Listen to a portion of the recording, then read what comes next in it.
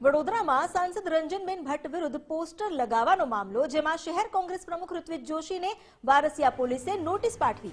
કોંગ્રેસના કોર્પોરેટર કાર્યકર્તાઓ મોટી સંખ્યામાં પોલીસ સ્ટેશન જશે।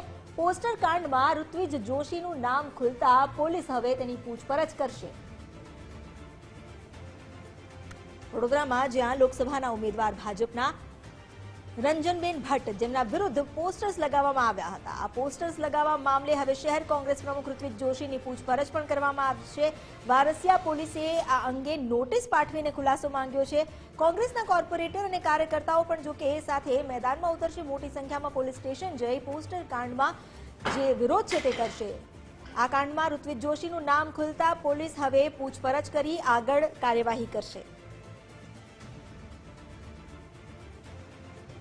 અમારી સાથે જોડાઈ ગયા છે સંવાદદાતા અલ્પેશ સુથાર। અલ્પેશ, હવે આગળ શું કાર્યવાહી થશે?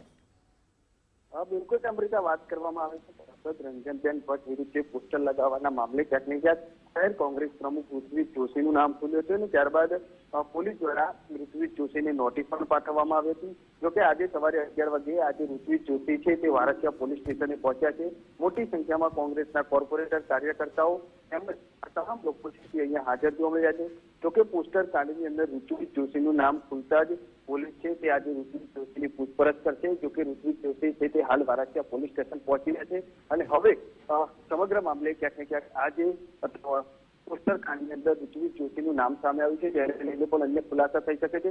કારણ કે ઋત્વિજ જોશીએ ક્યાંક ને ક્યાંક આજે યુથ કોંગ્રેસના જે પ્રમુખ હતા તેમને પોસ્ટર લગાવવાનું સૂચન કર્યું હતું અને તેના દ્વારા જ આજે પોસ્ટર છે તે લગાવવામાં આવ્યા હતા।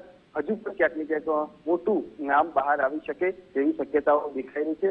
જોકે પોલીસે સમગ્ર મામલે આજે ઋત્વિજ જોશીને નિવેદન માટે વારસિયા પોલીસ સ્ટેશન બોલાવવામાં આવ્યું। જી અલ્પેશ, આભાર આપનો જાણકારી આપવા માટે। તો વારસિયા પોલીસે નોટિસ પાઠવીને તેમને બોલાવ્યા છે, તેમની પૂછપરછ કરવામાં આવશે અને કોના દિશા નિર્દેશથી કામ કરવામાં આવ્યું તે અંગે જાણકારી લેવાશે।